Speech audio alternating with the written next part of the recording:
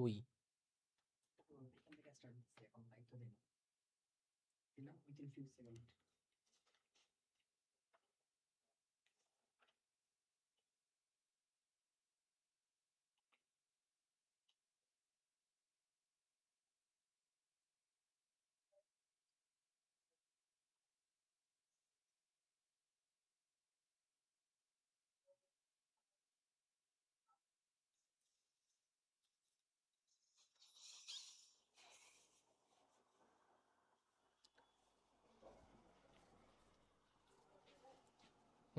Sorry for late, sorry technical ইস্যুর জন্য আমরা আহ, বারবার কেটে গিয়ে আবার যুক্ত হচ্ছিলাম, টেকনিক্যাল ইস্যু। তো এটার জন্য মাপ চেয়ে নিচ্ছি। আমরা ফরাসি বিপ্লবের কারণ পড়তেছিলাম। তো এখন যারা যুক্ত হচ্ছেন, এখন ঠিকঠাক শুনতে পাচ্ছেন কিনা, দেখতে পাচ্ছেন কিনা, একটু কাইন্ডলি আমাদেরকে জানাবেন যে আপনারা ঠিকঠাক দেখতে এবং শুনতে দুটাই পাচ্ছেন কিনা। যেহেতু আমাদের দেরি হয়ে গেছে, অলরেডি 26 মিনিট, 26 মিনিট লেট হয়েছে। Share done, okay, thank you so much. তো আমরা সবাই একটু যুক্ত হন, তারপর আমরা শুরু করি। তো আমরা বলেছিলাম হচ্ছে এই যে ফরাসি বিপ্লবের কারণ থেকে আমরা আলোচনা শুরু করেছিলাম, যে ফরাসি বিপ্লবের কয়েকটা কারণে ফরাসি বিপ্লব হয়েছিল। একটা ছিল রাজনৈতিক কারণ, নাম্বার ওয়ান। নাম্বার টু যদি বলি আর্থ সামাজিক কারণে দুইটা কারণ ছিল। নাম্বার থ্রি যদি বলি অর্থনৈতিক কারণ ছিল একটা, নাম্বার থ্রি। নাম্বার ফোর যদি বলি বুদ্ধিজীবীদের যে প্রচারণা, এটা একটা কারণ ছিল। এই চারটা কারণে মূলত এই ফরাসি বিপ্লবটা হয়েছিল। এই বিপ্লবের স্থায়ী কাল ছিল 10 বছর। কত সাল থেকে কত সাল? 1789 সাল থেকে 1799 সাল পর্যন্ত ফরাসি বিপ্লব হয়েছিল। তাহলে ফরাসি বিপ্লব কত বছর হয়েছিল? সবাই একটু ঝটপট উত্তর করবেন যে ফরাসি বিপ্লব কত বছর হয়েছিল, কত সাল থেকে কত সাল ফরাসি বিপ্লব হয়েছিল। ফরাসি বিপ্লবটা হয়েছিল কত সাল থেকে কত সাল? একটু ঝটপট উত্তর করবেন। ফরাসি বিপ্লবটা হয়েছিল কত সাল থেকে কত সাল? যারা যুক্ত আছেন আমাদের সাথে, আহ, এখান থেকে কিছু শিখে যেতে পারবেন।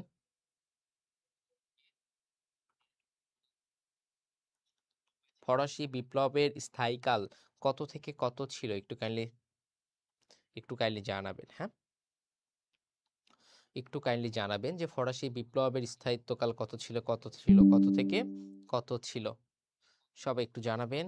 ওকে, 10 ইয়ার ছিল। কত বছর ছিল? 10 বছর ছিল। তাহলে কত সাল থেকে? 1789 সাল থেকে 1799 সাল। এবং এই বিপ্লব চলাকালীন ফ্রান্সের যিনি রাজা ছিল তার নাম ছিল রাজা ষোড়শ লুই। এই ষোড়শ লুইকে কি করা হয়? শিরোচ্ছেদ করা হয়, গলা কেটে ফেলা দেওয়া হয়।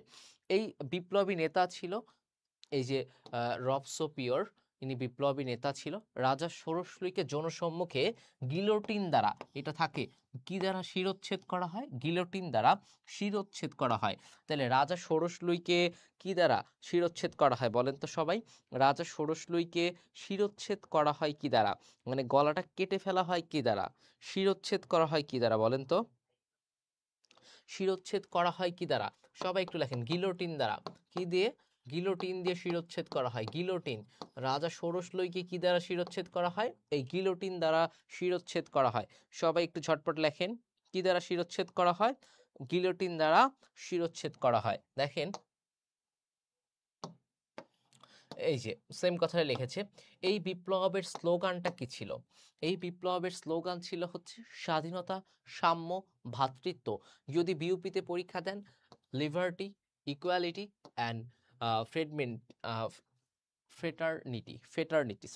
ফেটার্নিটি, লিবার্টি, ইকুইটি, এটা ছিল মূল স্লোগান, বা স্বাধীনতা, সাম্য এবং ভ্রাতৃত্ব। এই স্লোগানের প্রবর্তক ছিল জ্যাক রুশো। এই স্লোগানের প্রবর্তক কে ছিল? Jack Russo. এবং এই ফরাসি বিপ্লবের বরপুত্র বা শিশু বলা হয় হচ্ছে নেপোলিয়নকে। তাহলে ফরাসি বিপ্লবের শিশু বা বরপুত্র বলা হয় কাকে বলেন? ফরাসি বিপ্লবের বরপুত্র বলা হয় কাকে? বরপুত্র বলা হয় কাকে? ফরাসি বিপ্লবের বরপুত্র বলা হয় কাকে? সবাই একটু বলেন, ফরাসি বিপ্লবের বরপুত্র বলা হয় কাকে? ফরাসি বিপ্লবের বরপুত্র বলা হয় হচ্ছে জ্যাক রুশোকে, জ্যাক রুশো, বা সরি নেপোলিয়নকে। আর স্লোগানের মূল বক্তা ছিল হচ্ছে Jacques Rousseau. Sorry for mistake. Okay, এরপরে আসেন, এই বিপ্লবের অনুপ্রেরণা জাগিয়েছিল রুশো, তারপরে ভলটেয়ার এবং মন্টেস্কু, এই তিনজন হচ্ছে এই বিপ্লবের অনুপ্রেরণা জাগিয়েছিল। এই যে ষোড়শ লুইয়ের ক্ষমতার অবসান ঘটে বাস্তিল দুর্গ পতনের ফলে। এই বাস্তিল দুর্গটা ছিল একটা কারাগার, এই বাস্তিল দুর্গটা ছিল একটা কুখ্যাত কারাগার। কেউ কিছু বললেই ডিরেক্ট এই কুখ্যাত কারাগারে রেখে দেওয়া হয়। বাংলাদেশে যেটা বলা হয় আয়নাঘর, এই কুখ্যাত কারাগার ছিল হচ্ছে এই বাস্তিল দুর্গ। এই বাস্তিল দুর্গটার পতন হয় 14ই জুলাই 1989 সালে। তাহলে বাস্তিল দুর্গের পতন হয়, শুরু হয়েছিল লাইভ আর একবার কেটে গেছিল, হ্যাঁ। তাহলে যদি বলি বাস্তিল দুর্গের পতন হয় কবে, আমরা ফরাসি বিপ্লব পড়তেছি, যে বিপ্লবটা 10 বছর স্থায়ী ছিল, যে বিপ্লবটা 10 বছর স্থায়ী ছিল, এবং এই বিপ্লবে রাজা ষোড়শ লুইকে কি করা হয়, শিরোচ্ছেদ করা হয়, গলা কেটে দেওয়া হয়। এই বিপ্লবটায় রাজা ষোড়শ লুইয়ের পতনই হয় হচ্ছে বাস্তিল দুর্গ, যেটা অত্যাচারের প্রতীক ছিল। যে দুর্গতে কি করা হতো, যে দুর্গতে কেউ কিছু বললে, অন্যায়ের অবিচারে কেউ কথা বললে, তাকে এই বাস্তিল দুর্গে করা হতো, এনে বন্দি করা হতো। এই বাস্তিল দুর্গ ধ্বংস করা হয় 14ই জুলাই 1789 সালে। তাহলে বাস্তিল দুর্গটা ধ্বংস করা হয় কবে, সবাই একটু কমেন্ট করি, যে 14ই জুলাই 1789 সালে এই বাস্তিল দুর্গটা ধ্বংস করা হয়। ওকে, এখন ফরাসি বিপ্লবের উপর কিছু গ্রন্থ রচিত হয়েছিল। দ্য সোশ্যাল কন্ট্রাক্ট, দেখেন কি কি গ্রন্থ রচিত হয়েছিল। তার মধ্যে একটা ছিল দ্য সোশ্যাল কন্ট্রাক্ট, এটা করেছিল রুশো। সোশ্যাল কন্ট্রাক্ট কে করেছিল, Rousseau. The spirit of the lost, এটা মন্টেস্কুর একটা গ্রন্থ ছিল। তারপরে a tale of two cities, Charles Dickens. এই তিনটা খুব বেশি কষ্ট হবে না, এই তিনটা মনে রাখবেন, এখান থেকে প্রশ্ন হতে পারে। ফরাসি বিপ্লব চলাকালীন সময়ে আরেকটি বিপ্লব হয়েছিল, সেটা হচ্ছে আমেরিকান যুদ্ধ হয়েছিল এই 1776 সালে। তাহলে ফরাসি বিপ্লব চলাকালীন সময় আর কোন যুদ্ধ হয়েছিল, সবাই একটু বলেন তো, ফরাসি বিপ্লব চলাকালীন সময় আর কোন যুদ্ধ হয়েছিল, একটু আমি আপনাদের কাছে জানতে চাই। আর যারা লিজেন্ড কেয়ারের পেজে ক্লাসটা দেখতেছেন এবং ওখানেই কমেন্ট করতেছেন, আপনাদেরকে একটু বলে রাখি, সেটা হচ্ছে আমাদের কমেন্টগুলো আপনারা ডিরেক্ট খন্দকার জিকের পেজে কমেন্ট করলে আপনাদের কমেন্টগুলো আমরা নিতে পারবো বা দেখতে পারবো। ওকে ভাই আপুরা,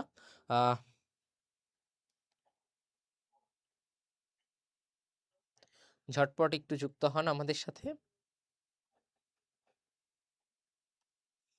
ঝটপট একটু যুক্ত হন আমাদের সাথে।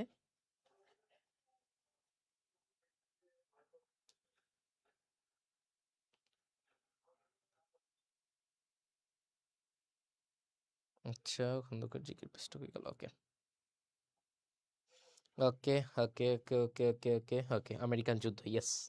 ওকে, এরপরে আসেন ওয়াটারলু যুদ্ধ, অনেক গুরুত্বপূর্ণ একটা যুদ্ধ, যুদ্ধ থেকে কিন্তু প্রশ্ন হয়। এই যে ওয়াটারলু যুদ্ধ সংগঠিত হয় ফ্রান্স এবং ব্রিটেনের মধ্যে। তাহলে ওয়াটারলু কার কার মধ্যে হয়, ফ্রান্স এবং ব্রিটেনের মধ্যে ওয়াটারলু হয়। ওয়াটারলু নামক যে জায়গাটা, এটা কোথায়, এটা হচ্ছে বেলজিয়ামে। তাহলে ওয়াটারলু জায়গা, আমরা এই জায়গাটা কোথায়, এটা বেলজিয়ামে। এই যুদ্ধটা কার কার মধ্যে হয়, ফ্রান্স আর ব্রিটেনের মধ্যে হয়। তাহলে ফ্রান্স আর ব্রিটেনের মধ্যে, ফ্রান্স আর ব্রিটেনের মধ্যে যে যুদ্ধটা হয়, ফ্রান্স আর ব্রিটেনের মধ্যে যে যুদ্ধটা হয় সেটা হচ্ছে ওয়াটারলু যুদ্ধ। ওয়াটারলু স্থানটা কোথায়, ওয়াটারলু স্থান হচ্ছে বেলজিয়ামে। কোথায় ভাইয়াপুরা, ওয়াটারলু হচ্ছে বেলজিয়ামে। এবং এই ওয়াটারলু যুদ্ধে ব্রিটেনের পক্ষে নেতৃত্ব দিয়েছিল Duke of Wellington. Duke of Wellington হচ্ছে এই ব্রিটেনের পক্ষে ছিল কে, Duke of Wellington, Duke of Wellington. আর যদি বলি ফ্রান্সের পক্ষে ছিল নেপোলিয়ান। এই যে নেপোলিয়ান, যে নেপোলিয়ানকে কি বলা হতো, এই যে নেপোলিয়ানকে বলা হতো এই ফরাসি বিপ্লবের কি বলা হতো, দেখেন তো, এই যে নেপোলিয়ানকে কি বলা হতো, দেখেন এখানেই আছে, আমরা একটু আগে পড়লাম যে নেপোলিয়ানকে কি বলা হতো, নেপোলিয়ানকে বলা হতো ফরাসি বিপ্লবের বরপুত্র।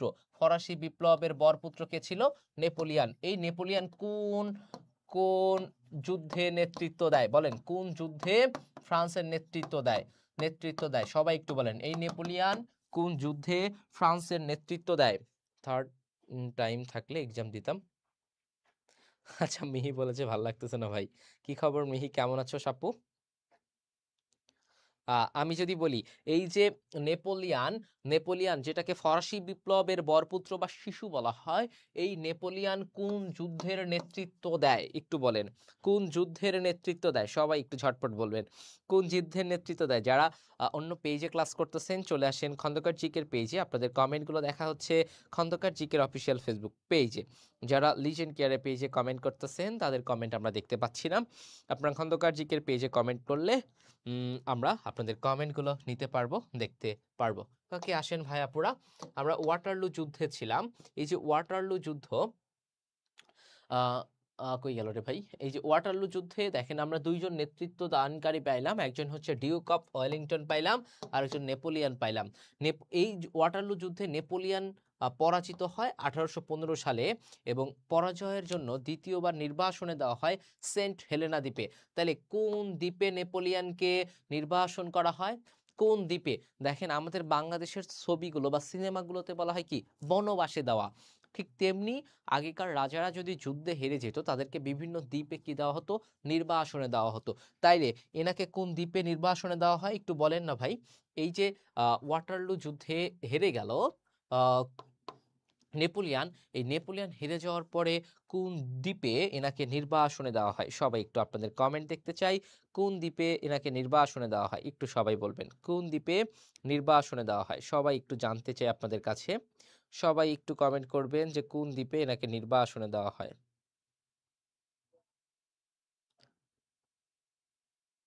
কোন দ্বীপে এনাকে নির্বাসনে দেওয়া হয়?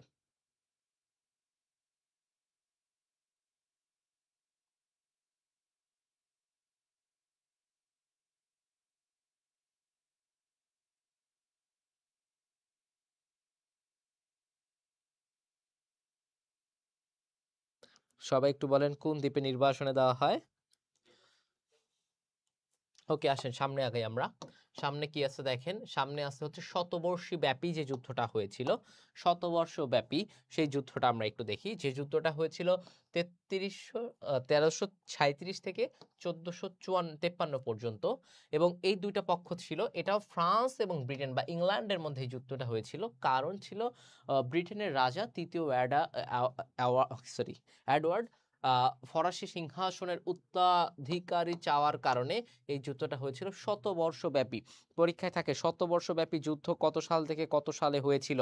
শতবর্ষব্যাপী যুদ্ধ হয়েছিল 1337 থেকে 1453। এটা যদি কমেন্টও করেন আপনি, যদি তারপরে আর নাও পড়েন, তাহলে ওই কমেন্ট পরীক্ষার হলে গিয়ে আপনার মনে পড়ে যেতে পারে যে এই এরকম না একটা কিছু পড়েছিলাম। ওকে, এরপরে এই যে জ্যাকোবিন যে ক্লাব, এই জ্যাকোবিন ক্লাব সম্পর্কে দেখি। জ্যাকোবিন ক্লাব ছিল ফরাসি বিপ্লবের সময় সবচেয়ে বড় এবং ক্ষমতাধর রাজনৈতিক সংঘ। তাহলে জ্যাকোবিন ক্লাব কিসের সাথে জড়িত ছিল? জ্যাকোবিন ক্লাব জড়িত ছিল ফরাসি বিপ্লবের সাথে। কিসের সাথে? ফরাসি বিপ্লবের সাথে। শুরুটা হয়েছিল 1789 সালে ফ্রান্সের ভার্সাই নগরীতে। এই যে ভার্সাই, এই ভার্সাই নগরীতে কিন্তু আহ প্রথম ভার্সাই সন্ধি এবং দ্বিতীয় ভার্সাই সন্ধি স্বাক্ষরিত হয়েছিল। প্রথম ভার্সাই সন্ধি এবং দ্বিতীয় ভার্সাই সন্ধি, প্রথম ভার্সাই সন্ধি দ্বিতীয় ভার্সাই সন্ধি স্বাক্ষরিত হয়েছিল, এবং এই দ্বিতীয় ভার্সাই সন্ধি হয়েছিল 1919 সালে, মনে পড়ে আপনাদের? এবং প্রথম ভার্সাই সন্ধি হয়েছিল কত সালে? 1783 সালে। কত সালে? 1783 সালে প্রথম ভার্সাই সন্ধি। দ্বিতীয় ভার্সাই সন্ধি হয়েছিল 1919 সালে, এই ভার্সাই শহরে ক্লাব বেনথন নামে। ওকে, তো আপনাদের এই জ্যাকোবিন ক্লাব এত ইম্পর্টেন্ট না, আমরা একটু এটাকে স্কিপ করলেও সমস্যা নাই। আমরা নেপোলিয়ান বেনাপোর্ট সম্পর্কে একটু জানতে পারি। এই যে নেপোলিয়ান বেনাপোর্ট, ইনি হচ্ছে ফ্রান্সের বিখ্যাত একজন সেনাপতি ছিল ও সম্রাট ছিল। ইনার জন্ম কত সালে? 1769 সালে জন্মগ্রহণ করেন। 1821 সালে নির্বাসিত অবস্থায় দক্ষিণ আটলান্টিক মহাসাগরের সেন্ট হেলেনা দ্বীপে মৃত্যুবরণ করেন। কোন দ্বীপে?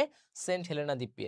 উপাধি ছিল এই যে লিটল কার্পোরাল, এবং ফরাসি বিপ্লবের শিশু। ফরাসি বিপ্লবের শিশু, সবাই একটু বলেন তো ফরাসি বিপ্লবের শিশুকে।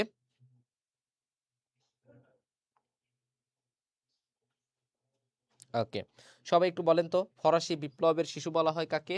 ফরাসি বিপ্লবের শিশু, ফরাসি বিপ্লবের শিশু বলা হয় কাকে? এখন দেখেন আরো দুইটা যুদ্ধ, নেপোলিয়নের উল্লেখযোগ্য আরো দুইটা যুদ্ধ আছে। একটা হচ্ছে ট্রাফালগারের যুদ্ধ, যেটা হয়েছিল 1805 সালে। 1805 সালে হয়েছিল ট্রাফালগারের যুদ্ধ। আর লিপজিগের যুদ্ধ হয়েছিল 1813 সালে। যদিও ট্রাফালগারের যুদ্ধ অনেকবার এসেছে, বাট জিগের যে যুদ্ধ এটা কখনো আসে নাই সেভাবে। তো এরপরে আসেন নেপোলিয়নের সাথে যুদ্ধগুলো দেখলাম। এরপরে ওয়াটারলু যুদ্ধ এবং সেন্ট হেলেনা দ্বীপ সম্পর্কে বলা হয়েছে। এরপরে দেখেন কিছু বিখ্যাত উক্তি দেওয়া হয়েছে, আই এম দ্য রেভলিউশন, এরকম কিছু বিখ্যাত উক্তি দেওয়া হয়েছে। এরপরে দেখেন এই চার্লস ডি গ্যালে, ইনি ফ্রান্সের স্বাধীনতা সংগ্রামের অগ্রনায়ক। তাহলে ফ্রান্সের স্বাধীনতা সংগ্রামের অগ্রনায়ককে চার্লস ডি গ্যালে হচ্ছে স্বাধীনতা সংগ্রামের অগ্রনায়ক। তিনি 18তম প্রেসিডেন্ট ছিলেন, ফ্রান্স রিপাবলিকের 18তম প্রেসিডেন্ট ছিলেন। যদি বলি ভাই এই চার্লস ডি গ্যালে কততম প্রেসিডেন্ট ছিলেন, সবাই একটু বলেন তো, চার্লস ডি গ্যালে কততম প্রেসিডেন্ট ছিলেন? চার্লস ডি গ্যালে কততম প্রেসিডেন্ট ছিলেন? এবং যারা ক্লাসটা করতেছেন একটা করে রিয়্যাক্ট এবং একটা করে কমেন্ট কিন্তু আপনারা করতে পারেন। ইনি হচ্ছে কি করে, ইনি হচ্ছে দ্বিতীয় বিশ্বযুদ্ধ চলাকালীন সময় 1940 সালে জার্মানির নাৎসি বাহিনীর হাতে ফ্রান্সের পতন হলে চার্লস ডি গ্যালে ফ্রান্সের মুক্তি বাহিনী গঠন করে। তাহলে জার্মানির কি বাহিনী? জার্মানির হচ্ছে নাৎসি বাহিনী। আর ফ্রান্সের কি বাহিনী? মুক্তি বাহিনী। এই মুক্তি বাহিনী গঠন করে কে? ফ্রান্সের মুক্তি বাহিনী গঠন করে চার্লস ডি গ্যালে। তাহলে ফ্রান্সের মুক্তি বাহিনী কে গঠন করে? চার্লস ডি গ্যালে। এরপর লুই পাস্তর, খুবই ইম্পর্টেন্ট এই ব্যক্তি। এই লুই পাস্তর ছিল হচ্ছে জীবাণু তত্ত্বের জনক। মাঝে মাঝে এরকম প্রশ্ন থাকে, জীবাণু তত্ত্বের জনককে? এই লুই পাস্তর। এবং এই লুই পাস্তর হচ্ছে বিখ্যাত আবিষ্কার করেছেন জলাতঙ্ক রোগের টিকা। তাহলে জলাতঙ্ক রোগের টিকা কে করেছে? লুই পাস্তর। তারপরে পাস্তুরাইজেশন পদ্ধতি আবিষ্কার করেছেন। অ্যানথ্রাক্স রোগের কারণ এবং এর প্রতিষেধক। অ্যানথ্রাক্স এটা হচ্ছে কি? অ্যানথ্রাক্স হচ্ছে পশুর রোগ, যেমন গরুর রোগ। এই গরুর রোগ হয়, গরু যেমন রংপুর অঞ্চলে অ্যানথ্রাক্স ছড়িয়ে পড়েছে। এই অ্যানথ্রাক্স রোগের কারণ এবং প্রতিষেধক কে তৈরি করেছে বলো? অ্যানথ্রাক্স রোগের কারণ এবং প্রতিষেধক তৈরি করেছে কে? সবার কাছে জানতে চাই। অ্যানথ্রাক্স রোগের কারণ এবং প্রতিষেধক তৈরি করেছে কে? একটু জানতে চাই আপনাদের কাছে।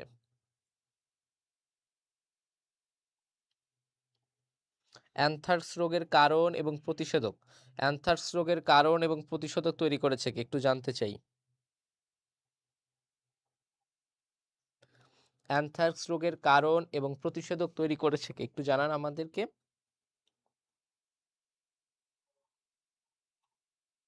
দূর, কমেন্টই আসে না কেন? ওকে, লুই পাস্তর। ওকে, আসেন এরপরে আসেন হচ্ছে জে জ্যাক রুশো। এই জে জ্যাক রুশো হচ্ছে উদারনৈতিক মতবাদের প্রচারক জে জ্যাক রুশো। এই জে জ্যাক রুশো হচ্ছে রোমান্টিক আন্দোলনের জনক বলা হয় এই জে জ্যাক রুশোকে। কি বলা হয় ভাই? এই জে জ্যাক রুশোকে বলা হয় রোমান্টিক আন্দোলনের জনক। তাহলে রোমান্টিক আন্দোলনের জনককে? J Jacques Rousseau. রোমান্টিক আন্দোলনের জনক হচ্ছে এই জে জ্যাক রুশো।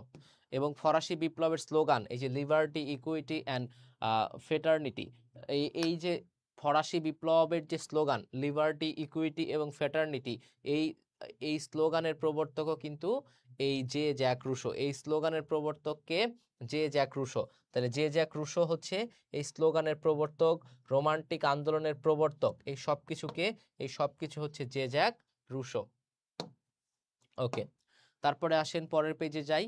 আমরা তার কিছু বিখ্যাত বাণী আছে। Man is born free but everywhere is he is in change. মানুষ সবসময় স্বাধীন জন্মগ্রহণ করলেও সব জায়গায় তিনি হচ্ছে শৃঙ্খলিত হয়। এবং তার কিছু বিখ্যাত গ্রন্থ আছে, যেমন হচ্ছে সোশ্যাল কন্ট্রাক্ট আছে, তারপর অ্যানিমালস অফ দ্য এম্পায়ার আছে এবং ক্যান্ডিড আছে। এরপরে ভলতেয়ার। এই যে ভলতেয়ার, ইনি একজন লেখক ছিল। এখান থেকেও প্রশ্ন আসে। ভলতেয়ার হচ্ছে একজন লেখক ছিল, দার্শনিক এবং সমাজ সংস্কার ছিল। এরপরে এনার কিছু বিখ্যাত গ্রন্থ ছিল, যেমন ফিলোসফিক্যাল লেটার্স ছিল তার একটা গ্রন্থ। তারপর ডিসকারেজ অন ম্যান, এই গ্রন্থগুলো তার ছিল। এরপরে মন্টেস্কু, এগুলো হচ্ছে বিখ্যাত ব্যক্তি। এই বিখ্যাত ব্যক্তিগুলো একটু আপনাদেরকে পড়তে হবে। তারপরে যে পাল সারতে তারপর রাজা চতুর্দশ লুই যাকে শিরচ্ছেদ করা হয়, এবং এই প্রশ্নটা এই বছর ঢাকা ইউনিভার্সিটিতে এসেছিল যে আমি রাষ্ট্র কথাটা কে বলেছে। আমি রাষ্ট্র এই কথাটা এই বছর ডিইউতে এসেছিল, 2024-25 সেশনে এসেছিল এই প্রশ্নটা যে আমি রাষ্ট্র কথাটা কে বলেছে। আমি রাষ্ট্র কথাটা কে বলেছে, সবাই একটু বলেন তো। আমি রাষ্ট্র এই কথাটা কে বলেছে, এবছর এসেছিল ডিউতে। আমি রাষ্ট্র, দেখেন আমাদের বই থেকে কমন দেখাই, আপনারা ওইটাকে মজা হিসাবে নিতে পারেন, অনেক সময় অনেক বই আবার এটাকে নেগেটিভলি নেয়, বাট আমাদের বই থেকে হুবহু প্রশ্ন কমন আসে, হুবহু প্রশ্ন কমন আসে যে বই থেকে, সেটা হচ্ছে খন্দকার জিকে। তো তাহলে আমি রাষ্ট্র কথাটা কে বলেছিল, সবাই একটু বলেন তো। আমি রাষ্ট্র এই কথাটা কে বলেছিল।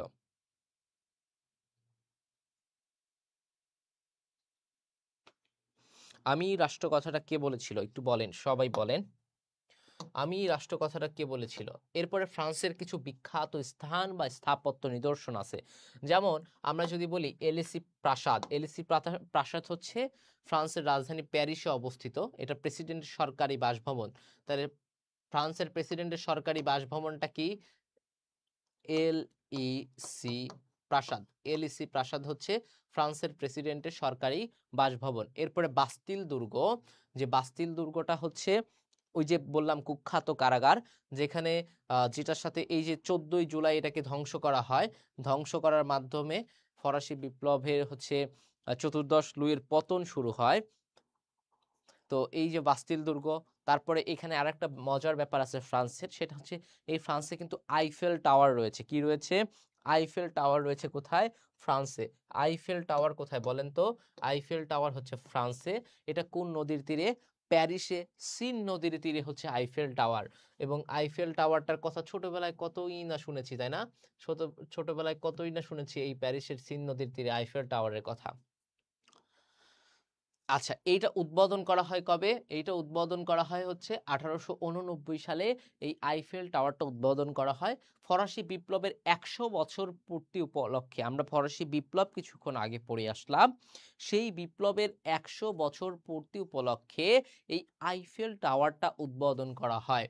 এবং এরপরে দেখেন একটা মিউজিয়ামের কথা বলা হয়েছে, লুভুর মিউজিয়াম, লেভুর মিউজিয়াম, যে মিউজিয়াম সম্পর্কে আপনারা একটু চোখ খুলে বুঝতে পারবেন।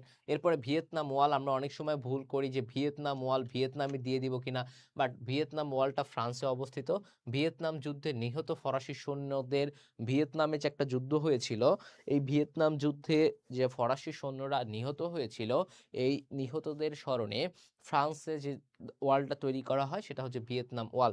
তাহলে যদি বলি ভিয়েতনাম ওয়াল কোথায়, তাহলে কি বলবেন, যদি বলি ভাই ভিয়েতনাম ওয়ালটা কোথায়, ভিয়েতনাম ওয়াল কোথায় বলেন, একটু বলেন, ভিয়েতনাম ওয়াল কোথায়।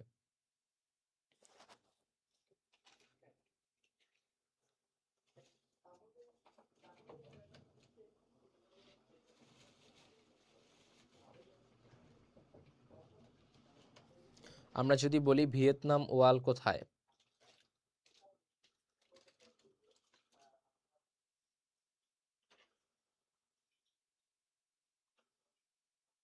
ফ্রান্সে। ওকে, ভিয়েতনাম ওয়াল কোথায়, ফ্রান্সে অবস্থিত হচ্ছে ভিয়েতনাম ওয়াল। ওকে, এরপরে আসো তারপরে ট্যানেল এগুলো দেখতে হবে, যে চ্যানেল ট্যানেল দেখবা একটু। এরপরে প্যারিস, যেটা সিন নদীর তীরে, যেখানে আইফেল টাওয়ার রয়েছে। প্যারিসকে বলা হয় সিটি অফ কালচার। এই যে এই লাইনটা খুব ইম্পর্টেন্ট, কোন শহরকে বলা হয় সিটি অফ কালচার, তাহলে সিটি অফ কালচার কোনটা, প্যারিস। সিটি অফ কালচার, এখানে 3 স্টার নিয়ে দিতে পারো। তাহলে যদি বলি সিটি অফ কালচার কোনটা, সবাই একটু বলো। সিটি অফ কালচার, এটা এই প্রশ্ন এসেছিল, সিটি অফ কালচার এই প্রশ্নটা এসেছিল। সিটি অফ কালচার কোনটা, সবাই একটু বলো তো, সিটি অফ কালচার কোনটা, সিটি অফ কালচার কোনটা, একটু সবাই বলবেন, সিটি অফ কালচার কোনটা, সিটি অফ কালচার। সবাইকে একটু রিকোয়েস্ট করবো যে সিটি অফ কালচার কোনটা।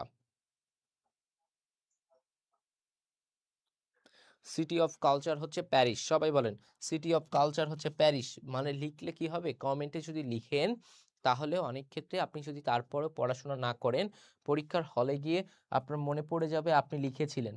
আপনার কি মনে পড়বে, যে আপনি লিখেছিলেন। তো সিটি অফ কালচার হচ্ছে প্যারিস। এরপরে আসেন, কিছু দ্বীপপুঞ্জ আছে, যেমন আহ কর্সিকা আছে, সেন্ট এলবা দ্বীপ আছে, সেন্ট হেলেনা দ্বীপ আছে। এই দ্বীপগুলো কোথায়? এই দ্বীপগুলো হচ্ছে ফ্রান্সে। তাহলে সেন্ট এলবা, সেন্ট হেলেনা এই দ্বীপগুলো কোথায়? ফ্রান্সে। দেখেন এইখান থেকে ফরাসি বিপ্লব কোন সালে শুরু হয়? এই প্রশ্নের উত্তরটা একটু করেন তো। 1 নম্বর প্রশ্নের উত্তরটা একটু করেন। ফরাসি বিপ্লব কোন সালে শুরু হয়? ফরাসি বিপ্লবটা শুরু হয় হচ্ছে 1789 সালে, এবং এটা ছিল কত সাল পর্যন্ত? 1799 সাল পর্যন্ত এই ফরাসি বিপ্লবটা হয়েছিল। 10 বছর হয়েছিল। কত বছর হয়েছিল? 10 বছর হয়েছিল। দেখেন এই প্রশ্নটা কোথায় কোথায় আসছে, আমি যদি একটু দেখাই আপনাকে। দেখেন জবিতে, জগন্নাথে আসছে, চবিতে আসছে, চবি, জবি, ঢাবি, ঢাবির ডি, রাবি, রাবি। তো এই প্রশ্নটা খুবই ইম্পর্টেন্ট, আমি বলেছি বিপ্লবটা খুব ইম্পর্টেন্ট। তাহলে এই যুদ্ধটা শুরু হয় কবে? এরপরে ফ্রান্সের মহান সম্রাট নেপোলিয়ন বেনাপোর্টের জীবনাবসান হয় কোথায়? কোন দ্বীপে? এনাকে তো আমরা দেখলাম যে এনাকে কোথায় পাঠানো হলো? এনাকে নির্বাসনে দেওয়া হলো। নির্বাসনে দিল কোথায়? সেন্ট হেলেনা দ্বীপে। এবং সেন্ট হেলেনা দ্বীপে ইনি কি হলো? মারা গেল। তাহলে এই প্রশ্নের উত্তরটা কি হবে?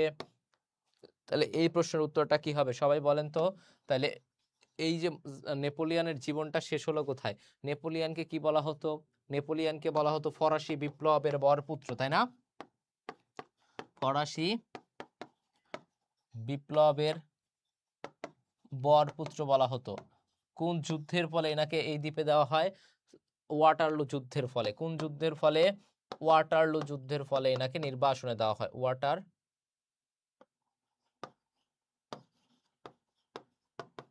ওয়াটারলু যুদ্ধের ফলে। কোন যুদ্ধের ফলে? ওয়াটারলু যুদ্ধের ফলে। কোন যুদ্ধের ফলে? ওয়াটারলু যুদ্ধের ফলে এনাকে নির্বাসনে দেওয়া হয়। আসেন পরের পেজে আলোচনা করি। তারপরে দেখেন এই যে বলা হয়েছে যে আইফেল টাওয়ার কোথায় অবস্থিত? প্যারিসে অবস্থিত। বাস্তিল দুর্গ পতন হয় কবে? 14ই জুলাই। মানে দেখেন এগুলো থেকে ঢাবিতে কত প্রশ্ন এসেছে এই আন্দোলন থেকে, রাবিতে, চবিতে সবগুলো বিশ্ববিদ্যালয় এখান থেকে প্রশ্ন এসেছে। এরপর আসেন জার্মানি। জার্মানি তো একসময় অন্যরকম একটা রাষ্ট্র ছিল, বা অনেক প্রভাবশালী, এখনো প্রভাবশালী। তো 1919 সাল থেকে 39 সাল পর্যন্ত জার্মানিতে যে সরকার ব্যবস্থা পরিচিত, সেই সরকার ব্যবস্থাকে বলা হয় ভাইমার প্রজাতন্ত্র। তাহলে ভাইমার প্রজাতন্ত্রটা কি? ভাইমার প্রজাতন্ত্র যদি বলা হয় ভাইমার প্রজাতন্ত্র কি? 1919 সাল থেকে 1939 সাল পর্যন্ত যে 1919 থেকে 1933 সাল পর্যন্ত যে সরকার প্রচলিত ছিল সেটাকে বলা হয় ভাইমার প্রজাতন্ত্র। ওকে, এরপরে দেখেন ভাইমার প্রজাতন্ত্র গেল। ভাইমার প্রজাতন্ত্র কি বুঝলাম। এরপরে আসেন ব্লাড অ্যান্ড আয়রন পলিসি। এনাদের আধুনিক জার্মানির যে জনক ছিল বা চ্যান্সেলর ছিল, তার নাম ছিল অটো ভ্যান বিসমার্ক। কি ছিল নাম? অটো ভন বিসমার্ক নাম ছিল। এই অটো ভন বিসমার্ক একটা নীতি প্রবর্তন করেন। সেই নীতিটার নাম হচ্ছে, এই নীতিটা প্রবর্তন করেন 1862 সালের 30 সেপ্টেম্বর। একটা নীতি প্রবর্তন করেন ব্লাড অ্যান্ড আয়রন পলিসি, রক্তপাত এবং কঠোর নীতি, যার বাংলা হচ্ছে রক্তপাত এবং কঠোর নীতি। তাহলে ব্লাড অ্যান্ড আয়রন পলিসি তৈরি করেন কে? বলেন। Blood and iron policy, blood and iron policy কার তৈরি করা? বলেন। ব্লাড অ্যান্ড আয়রন পলিসি কার নীতি? ব্লাড অ্যান্ড আয়রন পলিসি নীতিটা কার বলেন তো? ব্লাড অ্যান্ড আয়রন পলিসি কার নীতি? ব্লাড অ্যান্ড আয়রন পলিসি নীতিটা কার? সবাই একটু বলেন। ব্লাড অ্যান্ড আয়রন পলিসি নীতিটা কার? ব্লাড অ্যান্ড আয়রন পলিসি নীতিটা কার? সবাই একটু বলেন। এরপরে জার্মানির হিটলার সম্পর্কে সবাই জানেন, যিনি হলোকাস্টের সাথে জড়িত ছিল, 60 লাখ ইহুদি হত্যা করে এই হিটলার। এই হিটলার জন্ম হয় অস্ট্রিয়াতে 1889 সালে। প্রথম বিশ্বযুদ্ধে সৈনিক হিসেবে যোগ দিয়েছিলেন। ভাইমার প্রজাতন্ত্রের তৃতীয় প্রেসিডেন্ট ইনি। তাহলে কোন প্রজাতন্ত্রের প্রেসিডেন্ট? ভাইমার প্রজাতন্ত্রের প্রেসিডেন্ট। এবং 1933 সালে জার্মানির চ্যান্সেলর হন। কত সালে চ্যান্সেলর হন? এবং 60 লাখ ইহুদিকে পরিকল্পনা করে মারারকে বলা হয় হলোকাস্ট। তাহলে হলোকাস্ট পরিচালনা করেছিল কে? কোন চ্যান্সেলর হলোকাস্ট পরিচালনা করেছিল? সবাই একটু বলেন তো, কোন চ্যান্সেলর হলোকাস্ট পরিচালনা করেছিল? কোন চ্যান্সেলর হলোকাস্ট পরিচালনা করেছিল? কোন চ্যান্সেলর হলোকাস্ট পরিচালনা করেছিল? সবাই একটু বলতে থাকেন। কোন চ্যান্সেলর হলোকাস্ট পরিচালনা করেছিল একটু বলেন। এরপর অটো ভান বিসমার্ক, যিনি ছিল জার্মানির প্রথম চ্যান্সেলর। তাহলে জার্মানির প্রথম চ্যান্সেলর অটো ভান বিসমার্ক, এবং যিনি দ্বিতীয় বিশ্বযুদ্ধের সময় চ্যান্সেলর ছিলেন তিনি হচ্ছে হিটলার। ইনি 60 লক্ষ ইহুদি হত্যা করেছিলেন। ওকে, এরপরে মার্টিন লুথার, যিনি জার্মানির হচ্ছে ধর্মতত্ত্ববিদ এবং সংস্কারক ছিলেন। এবং ইনি কি করে দেখেন, ইনি কি করে খ্রিস্ট ধর্মের অনুসারীদের দুই ভাগে ভাগ করে, একটা হচ্ছে ক্যাথলিক আর একটা হচ্ছে প্রোটেস্ট্যান্ট। তাহলে ক্যাথলিক এবং প্রোটেস্ট্যান্ট এই যে দুই ভাগে ভাগ করলো, ইনি কি করেছিল, এই মার্টিন লুথার। ওকে, এরপর হচ্ছে কার্ল মার্কস কে ছিলেন। কার্ল মার্কস ছিলেন আধুনিক সমাজতন্ত্রের জনক। কার্ল মার্কস ছিল আধুনিক সমাজতন্ত্রের জনক। তার বিখ্যাত গ্রন্থ ছিল ড্যাশ ক্যাপিটাল এবং কমিউনিস্ট ম্যানিফেস্টো। খুব ইম্পর্টেন্ট। তাহলে আধুনিক সমাজতন্ত্রের জনককে বলেন তো? আধুনিক সমাজতন্ত্রের জনক, আধুনিক সমাজতন্ত্রের জনককে, সবাই একটু ঝটপট উত্তর করতে হবে। আধুনিক সমাজতন্ত্রের জনককে, আধুনিক সমাজতন্ত্রের জনককে বলেন তো? আধুনিক সমাজতন্ত্রের জনক হচ্ছে কার্ল মার্কস। আধুনিক সমাজতন্ত্রের জনক হচ্ছে কার্ল মার্কস। এনার একটা রচনা লিখেন, ড্যাশ ক্যাপিটাল। এনার একটা রচনা কি? Dash capital.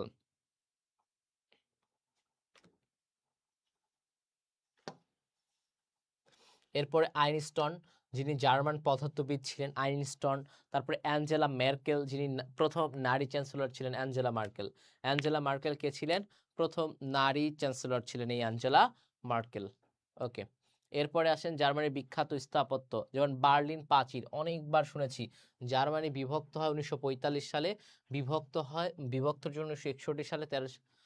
আচ্ছা, বার্লিন প্রাচীর নির্মাণ করা হয়, নির্মাণ করে সাবেক পূর্ব জার্মানি। জার্মানি দুইটা ভাগে বিভক্ত হয়, এই বিভক্তটা করেছিল এই বার্লিন প্রাচীর।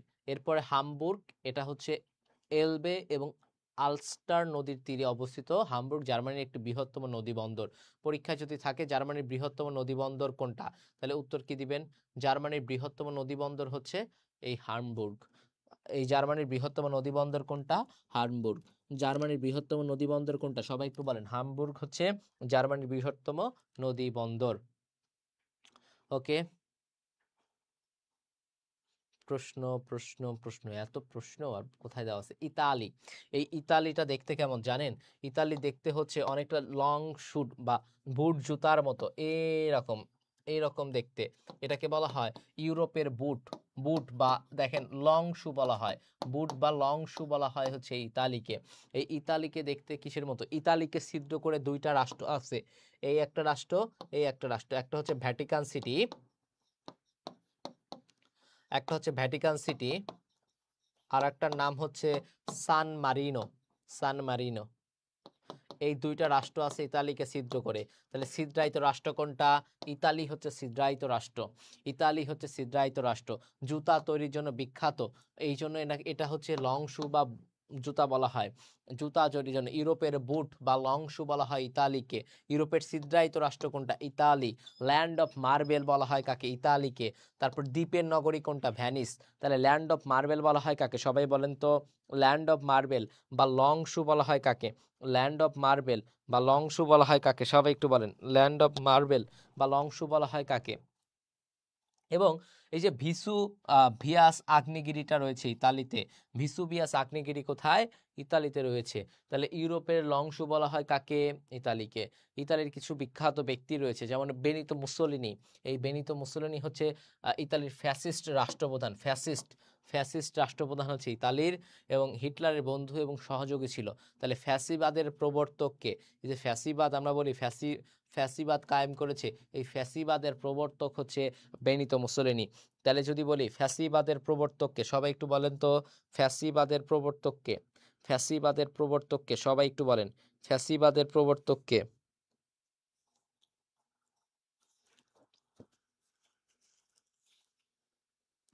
ফ্যাসিবাদের প্রবর্তককে, সবাই একটু বলেন। ফ্যাসিবাদের প্রবর্তককে, একটু কমেন্ট করেন। ফ্যাসিবাদের প্রবর্তককে, সবাই একটু নিজের মতো করে জানান। ফ্যাসিবাদের প্রবর্তককে, ফ্যাসিবাদের প্রবর্তক হচ্ছে বেনিটো মুসোলিনি। এরপরে ক্রিস্টোফার কলাম্বাস, যিনি হচ্ছে ইতালির নাগরিক, যার নাম ইনি কি করে? আমেরিকার অভিযাত্রায় ইউরোপীয় অঞ্চলে উপনিবেশ স্থাপন করে এবং আমেরিকা আবিষ্কার করে এই ক্রিস্টোফার কলাম্বাস। এই লাইনটা 1492 সালে আমেরিকা আবিষ্কার করে কে? 1492 সালে আমেরিকা আবিষ্কার করে হচ্ছে এই কলম্বাস। তাহলে আমেরিকা আবিষ্কার করে কে? আমেরিকা আবিষ্কার করে হচ্ছে কলম্বাস। আমেরিকা আবিষ্কার করে কে? কলম্বাস আবিষ্কার করে।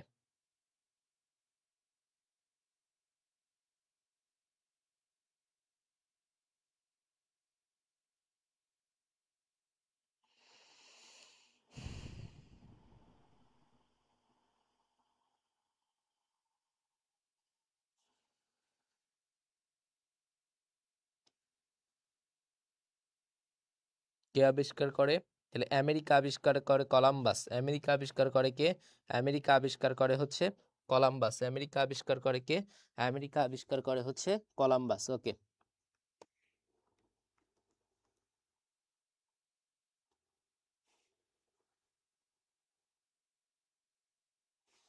এরপরে আসেন, এরপরে আসেন। তো এরপরে আহ, দেখেন সবগুলো বিশ্ববিদ্যালয় এখান থেকে প্রশ্ন। স্পেন, স্পেনের জাতীয় খেলা কি জানেন? ষাঁড়ের লড়াই। আমাদের দেশেও হয়। ষাঁড়ের লড়াই হচ্ছে স্পেনের জাতীয় খেলা। স্পেনের জাতীয় খেলা হচ্ছে ষাঁড়ের লড়াই। এর পূর্ব নাম ছিল আন্দালুসিয়া। তাহলে আন্দালুসিয়া কার পূর্ব নাম? স্পেনের পূর্ব নাম। ইউরোপের উচ্চতম শহর, ইউরোপের উচ্চতম শহর হচ্ছে মাদ্রিদ। আর যদি বলা হয় পৃথিবীর উচ্চতম রাজধানী কোনটা, তাহলে কি হবে বলেন তো? পৃথিবীর উচ্চতম রাজধানী হচ্ছে লাপাজ। পৃথিবীর উচ্চতম রাজধানী বা পৃথিবীর উচ্চতম শহর, পৃথিবীর উচ্চতম রাজধানী, পৃথিবীর উচ্চতম রাজধানী বা যদি বলি উচ্চতম শহর কোনটা, তখন হয় হচ্ছে আহ, লাপাজ। বলিভিয়ার রাজধানী লাপাজ, এই লাপাজ হয়। আর যদি বলা হয় ইউরোপের উচ্চতম শহর, তখন হয় মাদ্রিদ। ইউরোপের উচ্চতম শহর মাদ্রিদ। আর পৃথিবীর উচ্চতম শহর বা রাজধানী হচ্ছে লাপাজ। মদ উৎপাদনের শীর্ষ দেশ, মদ উৎপাদনের শীর্ষ দেশ হচ্ছে স্পেন। আর যদি আমরা বলি কোকেন উৎপাদনের শীর্ষ দেশ কোনটা, কোকেন উৎপাদনে, কোকেন উৎপাদনের শীর্ষ দেশ হচ্ছে কলম্বিয়া। উৎপাদনের শীর্ষ দেশ, কোকেন উৎপাদনের শীর্ষ দেশ কোনটা? কোকেন উৎপাদনের শীর্ষ দেশ হচ্ছে কলম্বিয়া, যেটা আমেরিকা মহাদেশের দেশ। কলম্বিয়া হচ্ছে কোকেন উৎপাদনের শীর্ষ দেশ। আর মদ উৎপাদনের শীর্ষ দেশ হচ্ছে স্পেন। মদ উৎপাদনের শীর্ষ দেশ কোনটা? স্পেন। আর কোকেন উৎপাদনের শীর্ষ দেশ। ওকে।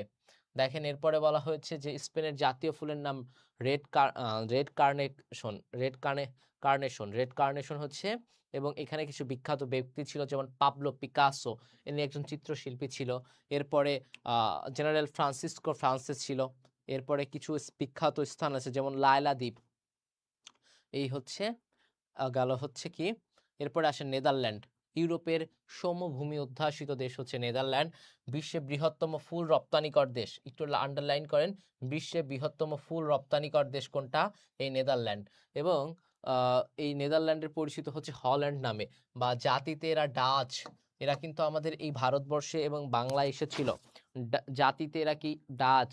এবং এই ইউরোপের সমভূমি অধ্যাসিত দেশ হচ্ছে নেদারল্যান্ড। যে বিশ্বের বৃহত্তম ফুল রপ্তানিকর দেশ কোনটা? সবাই একটু বলেন তো, বিশ্বের বৃহত্তম ফুল রপ্তানিকর দেশ কোনটা? বিশ্বের বৃহত্তম ফুল রপ্তানিকর দেশ হচ্ছে নেদারল্যান্ডস।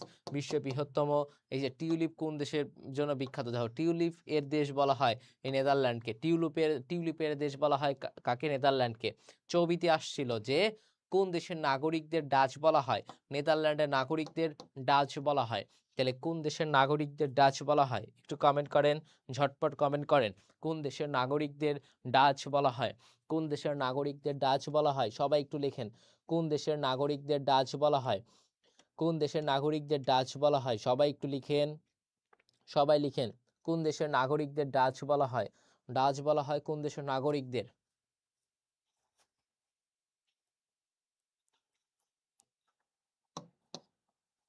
এরপরে অস্ট্রিয়া, ইউরোপের প্রবেশদ্বার। এবং এই অস্ট্রিয়াকে বলা হয় ক্লাসিক্যাল মিউজিকের মাতৃভূমি। এই যে অস্ট্রিয়া, এই অস্ট্রিয়াকে বলা হয় হচ্ছে কি? ক্লাসিক্যাল মিউজিকের মাতৃভূমি। ক্লাসিক্যাল মিউজিকের মাতৃভূমি। ক্লাসিক্যাল মিউজিকের মাতৃভূমি কোনটা? এই অস্ট্রিয়া। তাহলে ক্লাসিক্যাল মিউজিকের মাতৃভূমি অস্ট্রিয়া, ইউরোপের প্রবেশদ্বার অস্ট্রিয়া, প্রথম পোস্ট কার্ড চালু করে অস্ট্রিয়া। অস্ট্রিয়া ভিয়েনা দানিউব নদীর তীরে অবস্থিত। ভিয়েনার অস্ট্রিয়ার রাজধানী ভিয়েনা দানিউব নদীর তীরে অবস্থিত। এবং অস্ট্রিয়ার মধ্যে ইউরোপের প্রজাতন্ত্র পরিণত হয় 1918 সালে। বুঝতে পেরেছেন? এই যে ইউরোপের প্রবেশদ্বার কোনটা, দেখেন এটা হচ্ছে হবে কি? ইউরোপের প্রবেশদ্বার কোনটা? সবাই একটু বলেন, ইউরোপের প্রবেশদ্বার কোনটা? ইউরোপের প্রবেশদ্বার কোনটা? সবাই একটু ঝটপট লেখেন তো। ইউরোপের প্রবেশদ্বার হচ্ছে অস্ট্রিয়া। সবাই একটু লেখেন, ইউরোপের প্রবেশদ্বার কোনটা? ইউরোপের প্রবেশদ্বার হচ্ছে অস্ট্রিয়া। ইউরোপের প্রবেশদ্বার কোনটা? ইউরোপের প্রবেশদ্বার হচ্ছে অস্ট্রিয়া। সবাই একটু লেখেন, ইউরোপের প্রবেশদ্বার কোনটা? ইউরোপের প্রবেশদ্বার হচ্ছে অস্ট্রিয়া। ইউরোপের প্রবেশদ্বার হচ্ছে অস্ট্রিয়া। ইউরোপের প্রবেশদ্বার কোনটা? অস্ট্রিয়া। ক্লাসিক্যাল মিউজিকের মাতৃভূমি কোনটা? অস্ট্রিয়া। এই সুইজারল্যান্ডের জেনেভা নগরী ঘড়ির জন্য বিখ্যাত। সুইজারল্যান্ডের যে রাজধানী জেনেভা কিসের জন্য বিখ্যাত? ঘড়ির জন্য বিখ্যাত, হচ্ছে ঘড়ি শিল্পের জন্য। ইউরোপের খেলার মাঠ বলা হয় সুইজারল্যান্ডকে। নিরপেক্ষ দেশ হিসাবে পরিচিত সুইজারল্যান্ড। এবং গোথার্ড ব্যাস টানেল অবস্থান। আচ্ছা, পৃথিবীর সবচেয়ে বৃহত্তম টানেল হচ্ছে এই গোথার্ড বেস। বৃহত্তম টানেল কোনটা? পৃথিবীর সবচেয়ে বৃহত্তম টানেল, আবার কেউ বঙ্গবন্ধু টানেল বলেন না, পৃথিবীর সবচেয়ে বৃহত্তম টানেল হচ্ছে এই গোথার্ড বেস। তাহলে গোথার্ড বেস, পৃথিবীর সবচেয়ে বৃহত্তম টানেল কোনটা? গোথার্ড বেস। সবাই একটু লেখেন, পৃথিবীর সবচেয়ে বৃহত্তম টানেল হচ্ছে গোথার্ড বেস। পৃথিবীর সবচেয়ে বৃহত্তম টানেল কোনটা? গোথার্ড বেস। সবাই লিখেন, পৃথিবীর সবচেয়ে বৃহত্তম টানেল কোনটা? এই গোথার্ড বেস হচ্ছে পৃথিবীর বৃহত্তম টানেল। এরপরে যে দেশটা সেটা হচ্ছে লুক্সেমবার্গ, ইউরোপীয় ইউনিয়নের অন্তর্ভুক্ত লুক্সেমবার্গ। এখানে মাথাপিছু আয় হিসাবে এটা পৃথিবীর দ্বিতীয় ধনী দেশ। মাথাপিছু আয় অনেক বেশি এই দেশে, লুক্সেমবার্গে। বুঝতে পেরেছেন? তো মাথাপিছু আয়ের দিক থেকে বর্তমান কোন দেশটি বিশ্বের শীর্ষে রয়েছে? এর মধ্যে অন্যতম হচ্ছে লুক্সেমবার্গ। এরপরে আসেন মোনাকো। এই যে ইউরোপের তথা বিশ্বের সবচেয়ে বেশি জনসংখ্যা ঘনত্বপূর্ণ দেশ, সবচেয়ে বেশি জনসংখ্যার ঘনত্ব কোথায়? মোনাকোতে। সবচেয়ে বেশি, বিশ্বের জনসংখ্যার ঘনত্ব সবচেয়ে বেশি কোথায়? মোনাকো। সবাই লিখেন, বিশ্বের সবচেয়ে বেশি জনসংখ্যার ঘনত্ব বেশি কোথায়? মোনাকোতে সবচেয়ে বেশি জনসংখ্যার ঘনত্ব। আয়তনে জাতিসংঘের ক্ষুদ্রতম রাষ্ট্র হচ্ছে মোনাকো। জাতিসংঘের ক্ষুদ্রতম রাষ্ট্র, জাতিসংঘ ভিত্ত। আমি যদি ভ্যাটিকান সিটির কথা বলি তাহলে হচ্ছে না, কারণ ভ্যাটিকান সিটি জাতিসংঘের মধ্যেই না। বুঝতে পেরেছেন? এই যে জনসংখ্যার ঘনত্বের সবচেয়ে বড় দেশ কোনটা? এটা সবচেয়ে বেশি শীর্ষ দেশ হচ্ছে এই মোনাকো। কোনটা? মোনাকো। এরপরে অ্যান্ডোরা আছে। মানে প্রত্যেকটা দেশ যতটুকু আপনার দরকার আমাদের বইতে ততটুকুই দেওয়া আছে। ইউরোপের অন্যতম গুরুত্বপূর্ণ দেশ এই সান মারিনো, যেটা হচ্ছে প্রাচীন প্রজাতন্ত্রের দেশ। প্রাচীন প্রজাতন্ত্রের দেশ হচ্ছে সান মারিনো, যেটা হচ্ছে কোন দেশের মধ্যে ছিদ্র করে আছে? ইতালির মধ্যে ছিদ্র করে আছে এই সান মারিনো। ছোট রাষ্ট্রগুলোর মধ্যে একটা হচ্ছে এই সান মারিনো। ওকে, প্রাচীন প্রজাতন্ত্রের দেশ কোনটা? সান মারিনো। ভ্যাটিকান সিটিও ইতালির ছিদ্র করে আছে। এই ভ্যাটিকান সিটি দৈর্ঘ্য হচ্ছে সীমান্ত দৈর্ঘ্য 3.4 কিলোমিটার। এবং এখানে যে ভ্যাটিকান সিটির যে সীমান্তরক্ষী বাহিনী রয়েছে নাম হচ্ছে সুইস গার্ড। এর আয়তন হচ্ছে 0.44 বর্গ কিলোমিটার। এই ভ্যাটিকান সিটিকে বলা হয় দ্য হোলি সিটি, সাংবিধানিকভাবে বলা হয় হোলি সিটি। এই ভ্যাটিকান সিটির যিনি ধর্মীয় প্রধান তাকে বলা হয় পোপ। তাকে কি বলা হয়? পোপ বলা হয়। দেখেন, কয়েকদিন আগে নতুন একটা পোপ নির্বাচিত হয়েছে, আগেরটা মারা গেছে, নতুন পোপ নির্বাচিত হয়েছে। এরপর আসেন পর্তুগাল। দক্ষিণ ইউরোপের আয়তকার দেশ হচ্ছে পর্তুগাল। তারপরে আইবেরীয় উপদ্বীপের রাষ্ট্র পর্তুগাল। ইউরোপের সাংস্কৃতিক নগরী বলা হয় পর্তুগালের পোর্তে। ওকে, এরপরে আসেন, দেখেন ইউরোপের প্রধান সমুদ্র অভিযানের কেন্দ্র হচ্ছে এই পর্তুগাল। এই পর্তুগাল হচ্ছে সমুদ্র অভিযানের কেন্দ্র হচ্ছে পর্তুগাল। এরপরে পর্তুগালের কিছু বিখ্যাত ব্যক্তি আছে, যেমন ভাস্কো দা গামা। যে ভাস্কো দা গামা সম্পর্কে আমরা অনেক জেনেছি, সেই ভাস্কো দা গামা কোথাকার? এই পর্তুগালের। এরপরে উত্তর আমেরিকা মহাদেশের দেশ হচ্ছে তিনটা। কয়টা? তিনটা। মনে রাখবেন কেমনে? কাম, CUM, কাম। Canada, USA, Mexico. Canada, USA, Mexico. উত্তর ইউরোপের দেশ, উত্তর ইউরোপীয় মহাদেশীয় অঞ্চলের দেশ হচ্ছে তিনটা, কানাডা, USA, মেক্সিকো। দেখেন, কানাডা হচ্ছে সবচেয়ে বড় দেশ। এবং কানাডার সাথে আমি যদি বলি, কানাডার সাথে যে সীমান্ত রয়েছে, একটু মনোযোগ দেন, কানাডার সাথে এখান থেকে শুরু করে এটা হচ্ছে বিশ্বের বৃহত্তম স্থল সীমা। তাহলে বিশ্বের বৃহত্তম স্থল সীমা কার কার মধ্যে? বিশ্বের বৃহত্তম স্থল সীমা কার কার মধ্যে? কানাডা আর মেক্সিকোর মধ্যে। কানাডা আর US এর মধ্যে। আর দেখেন, একটু নিচে আসেন, কানাডা আর মেক্সিকো এর মধ্যে যে লাইনটা, সীমান্তবর্তী লাইন রয়েছে, এই লাইনটার নাম হচ্ছে সোনোরা লাইন। কি লাইন? এই লাইনটার নাম হচ্ছে সোনোরা লাইন। যদি বলি সোনোরা লাইন কার কার মধ্যে সীমান্তবর্তী লাইন? সোনোরা লাইন কার কার মধ্যে সীমান্তবর্তী লাইন? একটু বলেন তো, সোনোরা লাইন কার কার মধ্যে সীমান্তবর্তী লাইন? ভাইয়া আপুরা, সোনোরা লাইন কার কার মধ্যে সীমান্তবর্তী লাইন? একটু বলেন, সোনোরা লাইন কার কার মধ্যে সীমান্তবর্তী লাইন? খুবই ইম্পর্টেন্ট, সোনোরা লাইন কার কার মধ্যে সীমান্তবর্তী লাইন? একটু ঝটপট বলতে হবে। এবং বিশ্বের সবচেয়ে বড় স্থল সীমা কোন কোন দেশের মধ্যে? ইউএসএ কানাডার মধ্যে যে লাইনটা সেটা হচ্ছে সোনোরা লাইন। আর মার্কিন যুক্তরাষ্ট্র এবং কানাডার মধ্যে বিশ্বের সবচেয়ে বৃহত্তম স্থল সীমা রয়েছে। বৃহত্তম কি রয়েছে? স্থল সীমা রয়েছে। দেখেন এই যে মনে রাখবেন কিভাবে, তো এই দেখেন কানাডার রাজধানী কি? অটোয়া। এরপরে মার্কিন যুক্তরাষ্ট্রের ওয়াশিংটন ডিসি, মেক্সিকোর রাজধানী মেক্সিকো সিটি। কয়েকটা দেশ আছে যাদের দেশ এবং রাজধানীর নাম সেম। যেমন আমি যদি বলি ভ্যাটিকান, ভ্যাটিকান, ভ্যাটিকান সিটি, এটা রাজধানী, হ্যাঁ, ভ্যাটিকান সিটি। আমি যদি বলি জিবুতি, জিবুতির রাজধানী ভাই জিবুতি। জিবুতির রাজধানী কি ভাই? জিবুতি। আমি যদি বলি Canada, Canada city, Canada, sorry Canada বলি কেন, sorry sorry Mexico, Mexico city, Mexico, Mexico city. আমি যদি বলি পানামা, পানামা সিটি। আমি যদি বলি এই যে এগুলো হচ্ছে দেশ এবং দেশের রাজধানী সেম, দেশ এবং দেশের রাজধানী সেম। এই যে United state of America, America আবিষ্কার করে কলাম্বাস 1492 সালে, 1492 সালে। এবং এই আমেরিকার নামকরণ করা হয় আমেরিগো ভেসপুচির নাম অনুসারে। এই আমেরিকার নামকরণ করা হয় আমেরিগো ভেসপুচির নাম অনুসারে, আমেরিকার নামকরণ করা হয়। আমেরিকা স্বাধীন হয় কত সালে? 1776 সালের 4 জুলাই স্বাধীনতা লাভ করে। বাট এরা হচ্ছে একটা চুক্তির এই জন্য 4 জুলাই এদের কি দিবস? 4 জুলাই হচ্ছে যুক্তরাষ্ট্রের স্বাধীনতা বিজয় কি জাতীয় দিবস, কি দিবস। এবং এরা আনুষ্ঠানিকভাবে স্বাধীন হয় 1783 সালে প্রথম ভার্সাই চুক্তির মাধ্যমে। কিছুক্ষণ আগে ভার্সাই চুক্তি 1 এর কথা বলেছিলাম, এই সেই ভার্সাই চুক্তি, দেখছেন, এই সেই ভার্সাই চুক্তি। ওকে, এই ছিল। এবং এদের পার্লামেন্ট দ্বিকক্ষ বিশিষ্ট, উচ্চ কক্ষের নাম সিনেট এবং নিম্ন কক্ষের নাম হাউস অফ রিপ্রেজেন্টেটিভ। এবং দেখেন আমরা জানি যে এদের ইলেকটোরাল কলেজ ভোট কয়টা? এদের ইলেকটোরাল কলেজ ভোট 538টা। আমরা জানি এদের ইলেকটোরাল কলেজ ভোট কয়টা? 538টা এদের ইলেকটোরাল কলেজ ভোট রয়েছে। এই 538টার মধ্যে 100টা এখানে আর 435টা এখানে, কত হলো? 535। আর 3টা সংরক্ষিত, এই হলো 538। এই হলো কয়টা? এই হলো 538 হচ্ছে ইলেকটোরাল কলেজ ভোট। এই 538টা কি ভাই? এই 538টা হচ্ছে ইলেকটোরাল কলেজ ভোট। এই 538টা কি?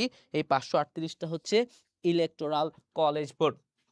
এরপরে আসেন, এদের প্রেসিডেন্ট নির্বাচন হয়েছে কিছুদিন আগে, এটা ইম্পর্টেন্ট একটা ব্যাপার।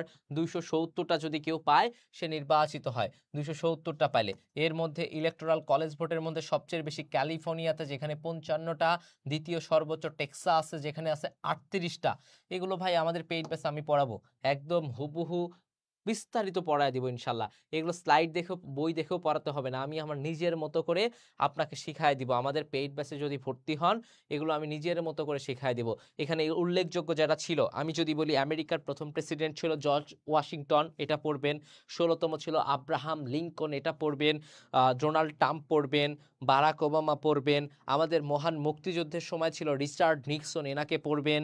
তারপরে প্রথম বিশ্বযুদ্ধের সময় ছিল হচ্ছে উড্রো উইলসন, এটা পড়বেন। তারপরে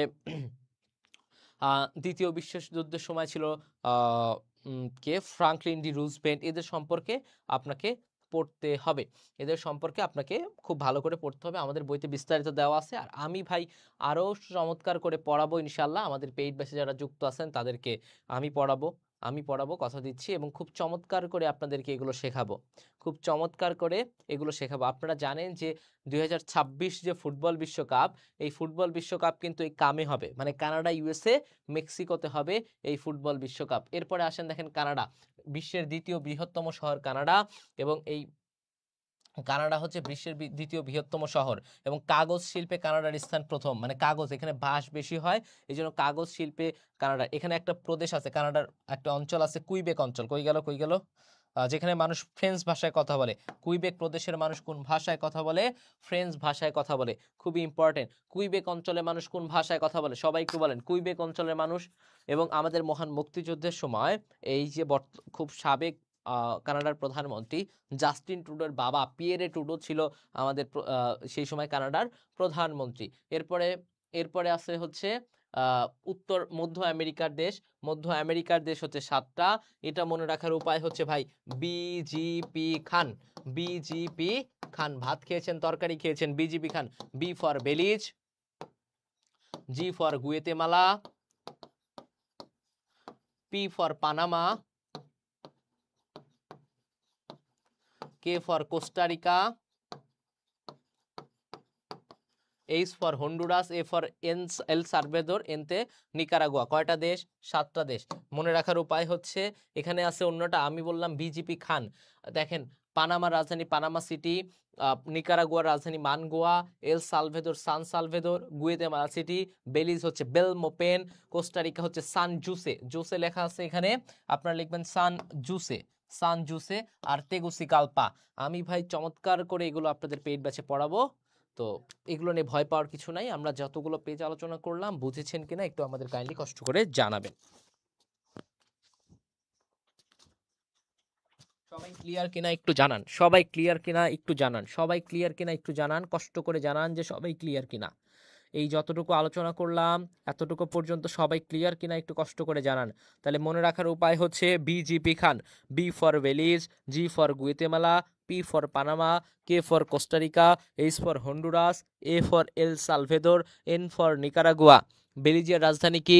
বেলিজের রাজধানী হচ্ছে বেলমোপেন। তারপরে জিতে গুয়েতেমালার রাজধানী গুয়েতেমালা সিটি। ওকে, তো সবাই ভালো থাকেন, সুস্থ থাকেন, দেখা হবে পরবর্তী ক্লাসে আপনাদের সাথে।